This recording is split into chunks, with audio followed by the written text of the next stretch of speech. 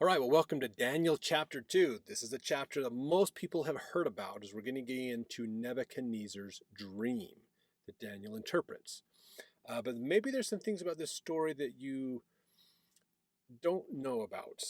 Unless you've studied it, you might not. There's sometimes, we hear the stories, but by the time they become pretty popular and ubiquitous, some of the things have changed in the story. So we'll get into this and go through this story here. Verse 1.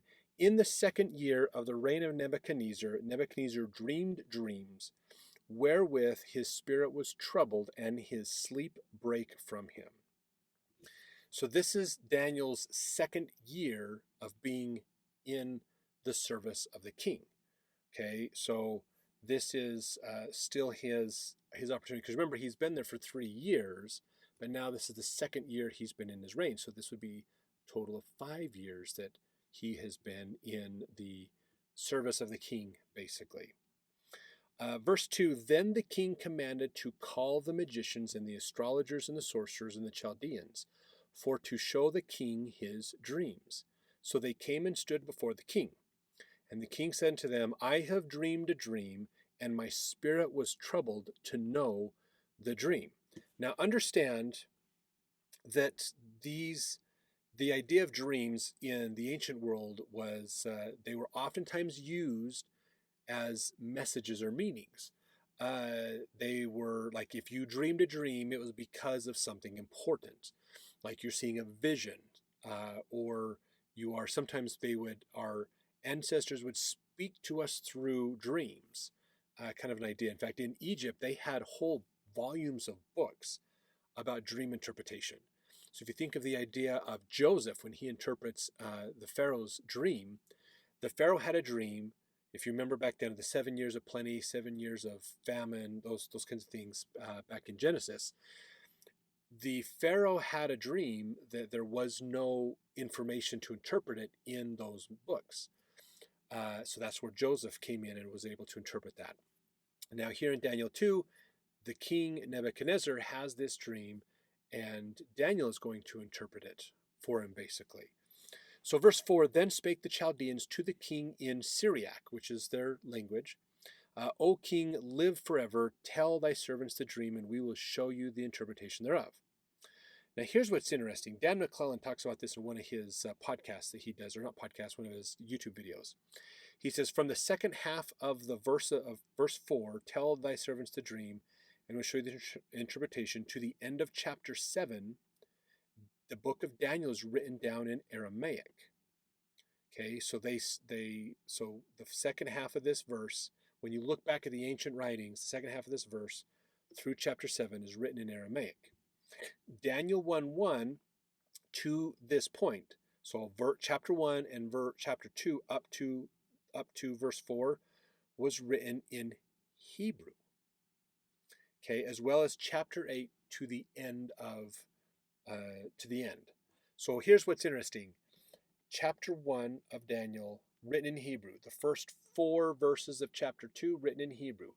The second half of verse 4 through the end of 5, and at the end of 2, 3, 4, 5, 6, and 7, all in Aramaic. And then chapter 8, 9, 10, 11, and 12, all written in Hebrew. That's from some of the oldest manuscripts that we have, basically. So he says the book from chapter 7 to 12 are the apocalyptic writings, while the start is more historical. This does not match up with the languages used, so scholars are confused. They think this book might be a small book of Daniel, which was then added onto twice in later dates around the late Babylonian period. So because the ancient writing, the best they have, we don't have originals of this book, but the best they can see is this story of Daniel and the dream interpretation was possibly written later than added in. That could be. It could be written later and added in. It could be somebody found several stories of Daniel and then they just combined them. Oh, here's the original story, but let's put this in before he gets into his apocalyptic stuff. Or maybe the apocalyptic was found later. We don't know, but just understanding that these are some of the challenges that Bible scholars have to look at when they're looking at the scriptures to go, oh, well, we see these written in different languages and then combined in the same book. So Could they have been written at different times, or could these be different stories that later were pulled together about Daniel? Maybe. There's some different possibilities with this. So let's go to verse 5 now. The king answered and said to the Chaldeans, the thing is gone from me. If ye will not make known unto me the dream with the interpretation thereof, ye shall be cut in pieces, and your houses shall be made a dunghill. But if ye show the dream and interpretation thereof, ye shall receive of me gifts and rewards and great honor. Therefore show me the dream and the interpretation thereof. So this is a bit of a test that Nebuchadnezzar is doing. We can look at this and say, okay, so Nebuchadnezzar has this dream. He's a little troubled by this dream. He brings all of his scholars, the magicians and the astrologers and the people together. He says, I got a dream. I need to know the interpretation of it. And they said, okay, tell us the dream, and then we will interpret the dream for you. And he went, no. I don't seem to remember the dream, so I need you to tell me the dream, and then I'll tell you if it's right, if that's the dream, and then I want you to tell me the interpretation. So it's one thing to interpret a known dream, but imagine trying to tell the dream to the king. He really knows what it is, so if you tell him something wrong, he'll be like, nope, that's not right, you're out, we're going to take you out.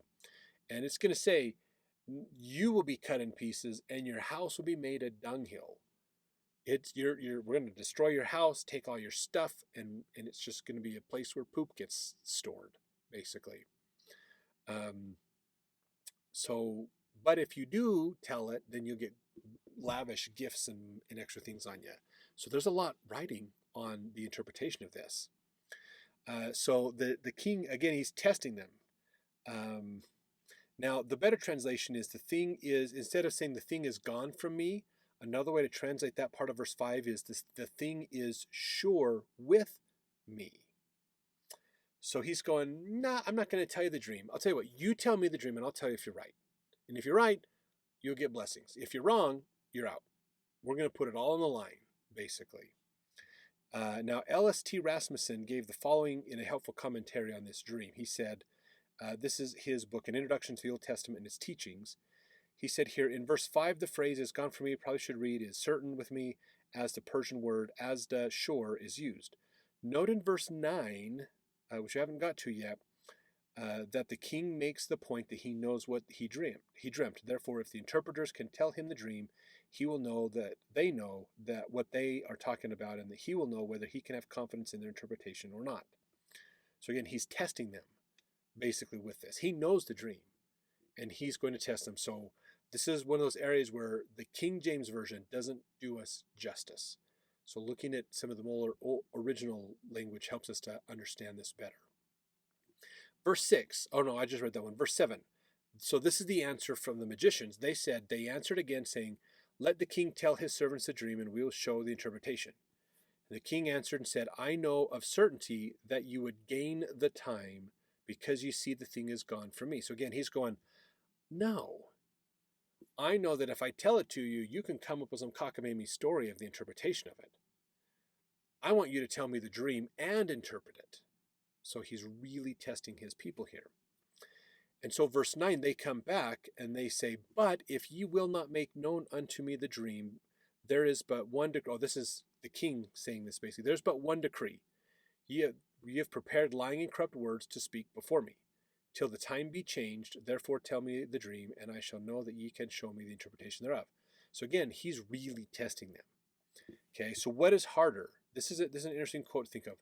What is harder? Okay, revelation or interpretation? It's an interesting thing to think about. Okay, to put a spin on something or reason it is much easier than to reveal something. So again, if he told them the dream, all they had to do is explain their idea of how it might be interpreted. But what he wants to see is, can they not just come up with a story, but can they tell me the dream? Do they really know what they're doing here? So if they can reveal, then they can interpret properly. The king wants to find someone who can do the impossible so he can trust them on the possible. Similar to Jesus healing the guy let down through the roof. If you remember that story, The scribes and the priests that were there were going, how can this man say his sins are forgiven? And Christ went, is it easier to say your sins are forgiven or be healed?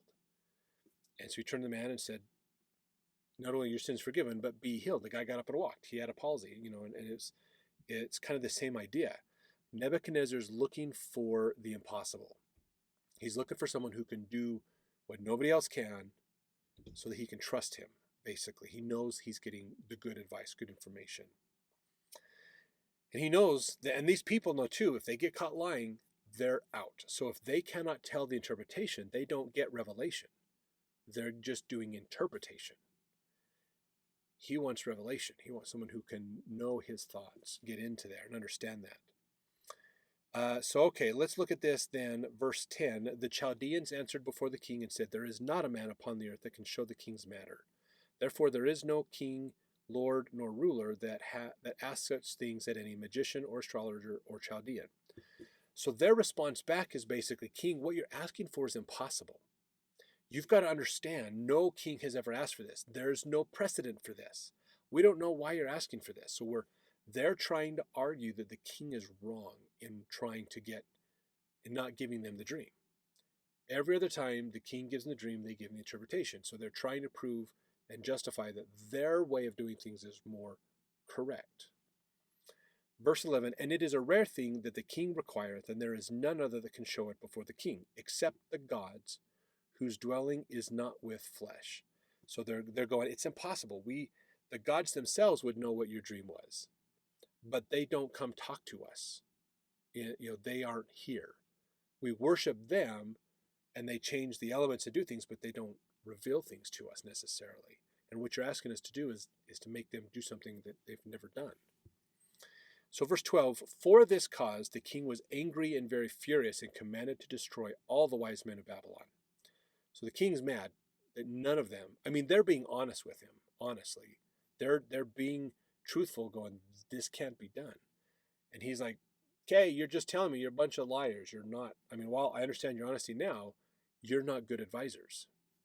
So verse 13, and the decree went forth that the wise men should be slain, and they sought Daniel and his fellows to be slain. So Daniel and his friends were among the wise men, so they're out slaying the wise men and going, okay, Daniel and his men are on the list. Verse 14, then Daniel answered with counsel and wisdom to Arioch, the captain of the king's guard, which was gone forth to slay the wise men of Babylon. So this is probably Arioch and his people, finding them. Hey, Daniel, and they're like, what's going on? Sorry, man. King says all the wise men got to die, and you're on the list.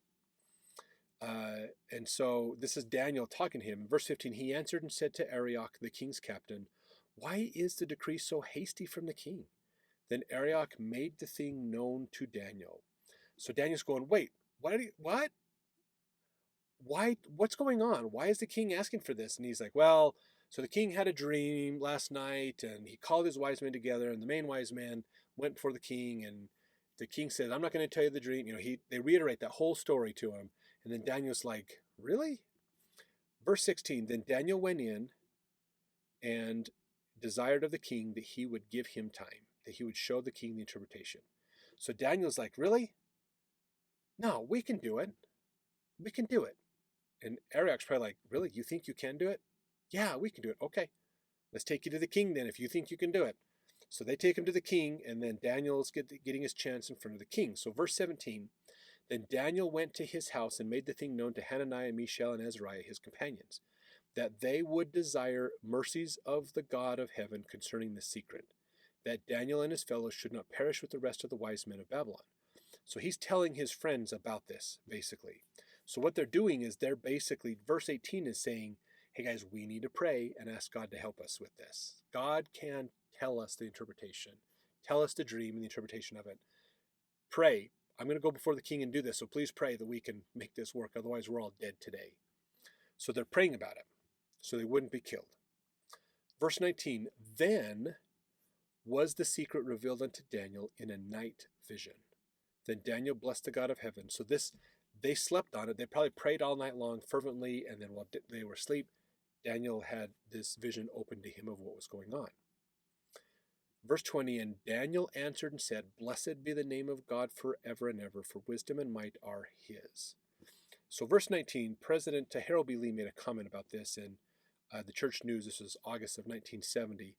He said, by faith in God, you can be attuned to the infinite, and by power and wisdom obtained from your Heavenly Father, harness the powers of the universe to serve you in your hour of need in the solution of problems too great for human strength or intelligence. So this isn't just some random thing that happened to Daniel. He and his friends prayed and prayed and prayed and prayed and prayed for God to help them with this.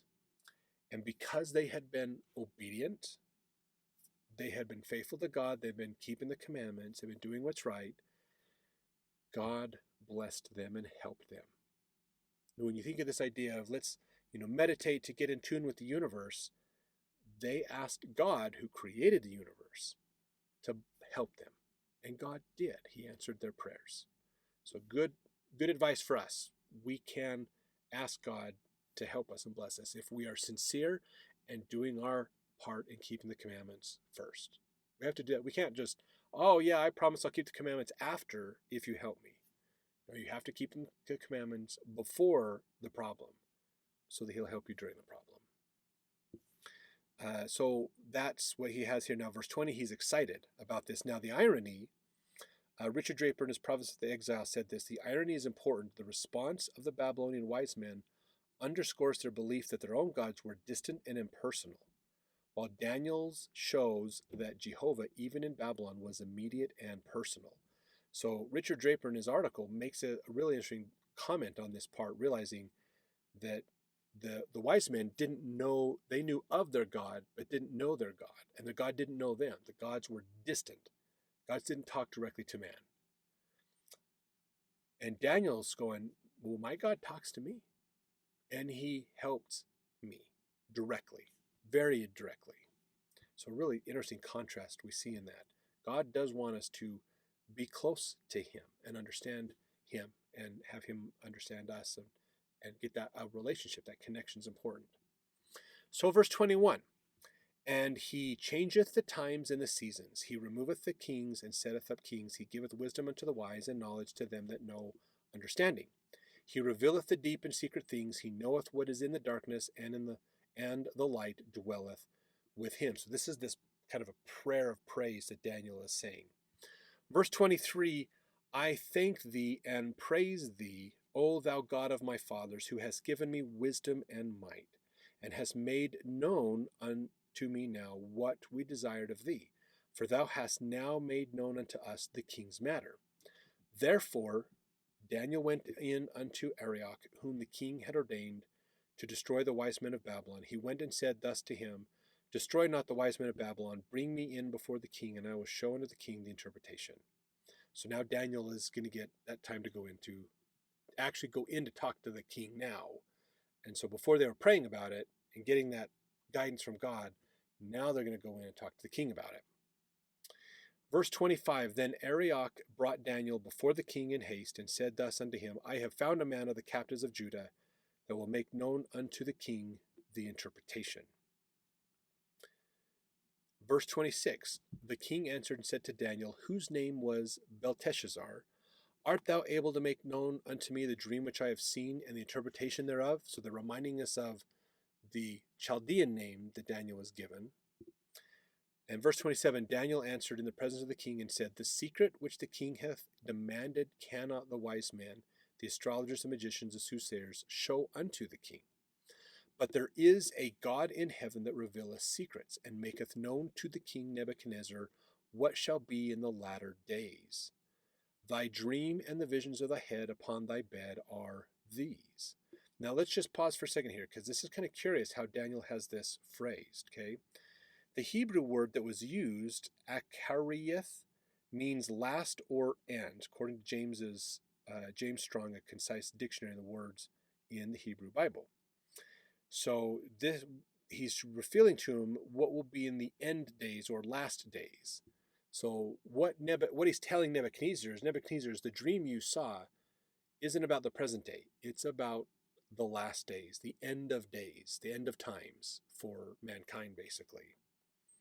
So verse 29, he's going to now explain things to him. He says, as for thee, O king, Thy thoughts came into thy mind upon thy bed, what should come to pass hereafter.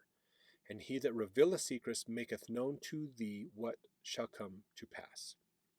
But as for me, this secret is not revealed to me for any wisdom that I have more than any living thing, but for their sakes that shall make known the interpretation to the king, that thou mightest know the thoughts of thy heart. So Daniel is saying, look, they can't show you this because they're false. They don't follow the real God. The real God who I pray to will reveal this. And he's doing it so that we can save these people and us too. Save us and to help you and to know the future of these things that are going to come. I'm sure by this time the king's going, oh, this is going to be good. Let's see what he can do. Verse 31. Thou, O king, sawest and behold a great image. This great image, whose brightness was excellent, stood before thee, and the form thereof was terrible. So now this is, he saw an image, not a person, okay, or creature, but a form or picture that represented something. So he's not seeing a person, he's seeing an image of something that looks like a person, basically, so symbolic. This image's head was of fine gold, his breast and his arms of silver, his belly and his thighs of brass, his legs of iron, his feet part of iron and part of clay.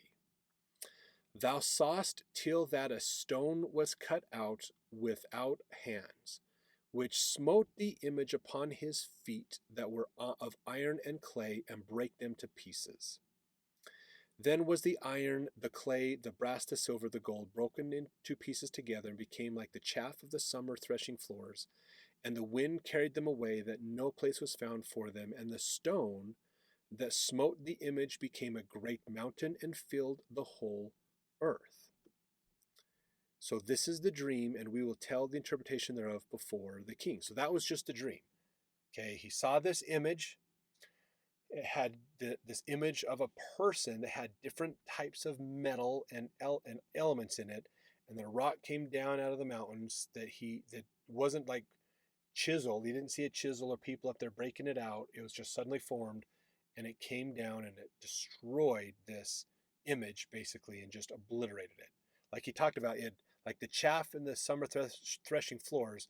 They beat the wheat, they separate it out, they throw it in the air. The chaff, which is all that the insoluble fiber, the husks and things, float away on the wind, and the rest falls to the ground where the wheat berries would be the heavier parts. So this is just floating away. It's all gone. It's like broken into pieces, not broken into big chunks, broken into lots of small pieces like dust particles flying away, basically. Now, there's a lot of interpretations and ideas about what could this mean, okay? I'm going to share some ideas on this, but it will be a little more of this is more of an LDS perspective on this, as we're going to look at this. So from an LDS perspective, the stone, let's start with the stone for a second, that was cut out without hands, okay? The LDS perspective is this is the gospel of Jesus Christ that was made. It was made without hands. So let's see. The words of Henry William Bigler, the first Sunday after I reached, this is Joseph Smith talking here. The first Sunday after I reached Far West, I went to meeting with the hopes of hearing the prophets. How disappointed I was when he called to the stand a beardless boy, Erastus Snow. But soon I found there was preaching in him when he finished. Oh, sorry, this is actually, this is the words of Henry William Bigler, This is from his journal. He went to listen to the prophets, and he heard Erastus Snow speak. But soon I found there was preach in him. When he finished, the prophet got up and complimented the young man, but said, I will correct the idea in regard to the little stone rolling forth, as foretold in Daniel chapter 2. This is not so. It is stationary like a grindstone, and revolves. He made a motion with his hand, showing how it turned. When the elders go abroad to preach the gospel, and the people become believers in the Book of Mormon that are baptized, they are added to the little stone. Thus they are gathered around it so that it grows larger and larger until it begins to pinch the toes of the image, and finally breaks it into pieces to be carried away like the chaff of a summer's threshing, while the stone will keep growing, basically until it fills the whole earth. So this idea without hands means nobody made it, basically. It has always been there. It's been organized and put together, but has always somewhat been there. That concept. So that's what this means, basically. So that's the stone. Now the idol, the image that was broken up, it says that there was no place found for it afterwards. When it was destroyed, it was gone. Basically, nothing left of it. It wasn't like broken in and the pieces fell to the ground and scattered in the area. Nothing left of those pieces, basically. So let's get into the interpretation of the image, basically. So verse 37, Thou, O king, art a king of kings, for the God of heaven hath given thee a kingdom, power, and strength, and glory. And wheresoever the children of men dwell, the beasts of the field and the fowls of heaven hath he given into thine hand, and hath made thee ruler over them all. Thou art this head of gold. So Babylon is the head of gold. Okay, he's saying, you're the head. Okay, verse 9, After thee shall arise another kingdom, inferior to thee, and another third kingdom of brass, which shall bear rule over all the earth. So what is the kingdom after Babylon? That is Persia. So Persia will take over next. And it'll be after the Babylonian kingdom collapses, Persia will take over. Then Persia will collapse and a third kingdom will come in, that is brass. Now brass isn't a metal by itself, okay? Silver and gold are metals by themselves and very valuable. Gold way more valuable than silver. So gold, Babylon, silver will be Persia, then brass, which is a mixture. If I remember right, it is like copper and tin, I think is what makes brass. So it's a mixture of other ideas coming together. A lot of people would say that this third kingdom is Greece, the kingdom of Greece, basically. Now verse 40, And the fourth kingdom shall be strong as iron. For as much as iron breaketh in pieces and subdueth all things, and as iron that breaketh all these, shall it break in pieces and bruise. A lot of people look at Rome with the idea of Christianity inside of it, basically for that fourth kingdom. Now, again, there's lots of other interpretations and ideas out there. This is kind of a consensus idea of what these can be, basically. Verse 41, And whereas thou sawest the feet and toes, part of potter's clay and part of iron, the kingdom shall be divided, but there shall be in it of the strength of iron, for as much as thou sawest the iron mixed with miry clay. And as the toes of the feet were part of iron and part of clay, so the kingdom shall be partly strong and partly broken. And whereas thou sawest iron mixed with miry clay, they shall mingle themselves with the seed of men, but they shall not cleave one to another, even as iron is not mixed with clay. So it's part clay, part iron, but it's not combined. They're not in like a solution. They're just next to each other in this form of the feet, basically. So a lot of times people look at this and say, okay, well, this must be Rome broken up. Rome split into two kingdoms, which later split into other kingdoms later. Actually, technically split into three kingdoms, because one of the final emperors of Rome was Alexander the Great. When he died, the three main generals he had that were second in command to him fought, and they ended up splitting into three kingdoms, basically.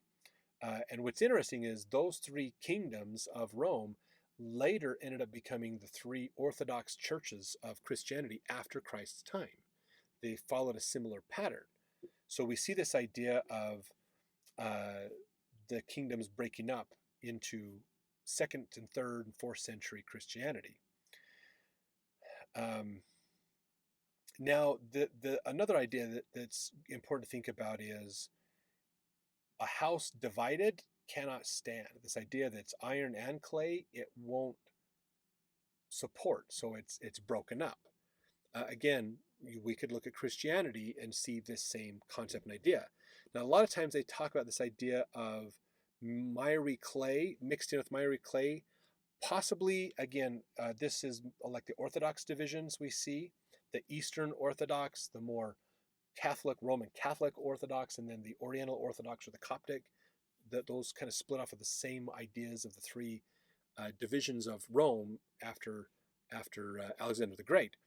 But some people would even say that Protestantism is follows the same idea of the miry clay, of it's not It's lots of Christian factions, but they argue and bicker between each other, basically.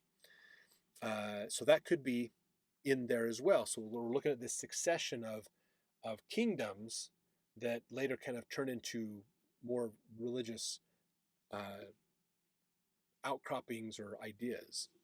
So verse 44, and in the days of these kings shall the God of heaven set up a kingdom, which shall never be destroyed, and the kingdom shall not be left to other people, but it shall break in pieces and consume all these kingdoms, and it shall stand forever. So again, all these kingdoms happen. Okay, so Catholicism, Protestantism, all that is, you can interpret that into this. But then verse 44 says there'll be another kingdom, which is that stone that'll be brought forth. That's in LDS terms, that would be the restored gospel, basically, that comes down and does this. So that's the way to think about this. Now, some ideas on this. President Rutger Clausen elaborated on this interpretation of Nebuchadnezzar's dream. He said, the world of today is witness of the fact that the very things which the great image stood for have occurred so as far as time is gone. History certifies that to the fact that King Nebuchadnezzar was the head of gold, the Medes and Persians, an inferior kingdom to Babylon, were the arms and breasts of silver. The Macedonian kingdom under Alexander the Great was the belly and the thighs. The Roman kingdom under the Caesars was the legs of iron. For mark you, later on, the kingdom of the Empire of Rome was divided. The head of the government in one division was at Rome, and the head of the government of the other division was at Constantinople. That's 3rd, 4th century times, Constantine. So these two great divisions represented the legs of iron. Finally, the Roman Empire was broken up into smaller kingdoms, represented by the feet and toes of iron and clay. Elder Orson Pratt made this comment too. He says, in explaining why the toes were shown as being partly iron and clay, he said the feet and toes were governments more modern to grow out of the Iron Kingdom, the Roman Empire, after it should lose its strength. These are represented by the 10 toes or 10 kingdoms, which should be partially strong and partially broken. They should not have the strength of the legs of iron, but they should be mixed with miry clay, indicating both strength and weakness. That's in the Journal of Discourses, Volume 18. President Spencer W. Kimball talked about this as well. He further clarified with the following explanations. He says Rome would be replaced by a group of nations of Europe represented by the toes of the image. So we talk about the European nations as well. With the history of the world delineated in brief, now came the real revelation. Daniel said, and in the days of these kings, that is the group of European nations, shall the God of heaven set up a kingdom which shall never be destroyed. This is a revelation concerning the history of the world, when one world power would supersede another until there would be numerous smaller kingdoms to share the control of the earth. And it was in the days of these kings that power would not be given to men, but the God of heaven would set up a kingdom, the kingdom of God upon the earth, which should never be destroyed nor left to other people. The Church of Jesus Christ of Latter-day Saints was restored in 1830 after numerous revelations from the divine source, and this is the kingdom set up by the God of heaven that would never be destroyed nor superseded, and the stone cut out of the mountain without hands that would become a great mountain and would fill the whole earth. That was April 1976 conference report. So that's what this idea is, basically, is that all these nations and things will happen, religion will go along with them, and then a whole nother idea will come out of another place, and it's not brand new, it's not this man-made idea, it's always been there, and it'll come through and destroy all the rest of this eventually, basically. But this is interesting too, to think about this. It'll stand forever, which means it's not going away. It's not given to man to lead it. God is leading it, basically. He will remain the ruler. In fact, Brigham Young made an interesting comment on this idea. He said, the Lord God Almighty has set up a kingdom that will sway the scepter of power and authority over all the kingdoms of the world and will never be destroyed. It is the kingdom that Daniel saw and wrote of. It may be considered treason to say that the kingdom which that prophet foretold is actually set up. That we cannot help, but we know it is so and call upon the nations to believe our testimony. The kingdom will continue to increase, to grow, to spread, and prosper more and more. Every time its enemies undertake to overthrow it, it will become more extensive and powerful instead of its decreasing. It will continue to increase, it will spread the more, become more wonderful and conspicuous to the nations until it fills the whole earth. That's Journal of Discourses, Volume 1, page 202. This is the gospel of Jesus Christ. The restored gospel is what they're talking about here. That's the stone that is going to come and eventually consume, and there'll be members of the church all over the world. will have them everywhere. It'll all come together. So let's move on here. Verse 45. For as much as thou sawest that the stone was cut out of the mountain without hands, and that it brake in pieces the iron, brass, clay, silver, and the gold, the great God hath made known to the king what shall come to pass hereafter, and the dream is certain, and the interpretation thereof sure. So that's the end of Daniel explaining the dream and the interpretation of it. So now here's Nebuchadnezzar's response. Verse 46. Then the king Nebuchadnezzar fell upon his face and worshipped Daniel, and commanded that they should offer an oblation and sweet odors unto him. The king answered unto Daniel and said, Of a truth it is, that your God is a God of gods, and a Lord of kings, and a revealer of secrets, seeing thou couldst reveal this secret. Then the king made Daniel a great man, and gave him many great gifts, and made him rule over the whole province of Babylon, and chief of the governors over all the wise men of Babylon. So he got to do more, basically, than just be, not be one of the wise men, but the leader of the wise men, basically. Then Daniel requested of the king, and he set Shadrach, Meshach, and Abednego over the affairs of the province of Babylon. But Daniel sat in the gate of the king. So Daniel, now he's got this new status, brought his buddies up with him. They could be rulers and help too. And then Daniel, but they're still not above Daniel, basically. Spencer W. Kimball summarized the qualities that Daniel possessed and the blessings his obedience to God brought him. The gospel was Daniel's life.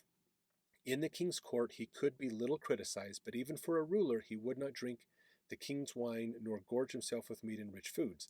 His moderation and his purity of faith brought him health and wisdom and knowledge and skill and understanding. And his faith linked him closely to his Father in heaven, and revelations came to him as often as required.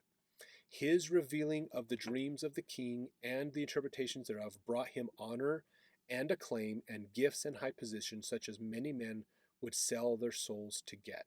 That was actually in a conference report in Mexico and Central America Area Conference, 1972 is where he said that.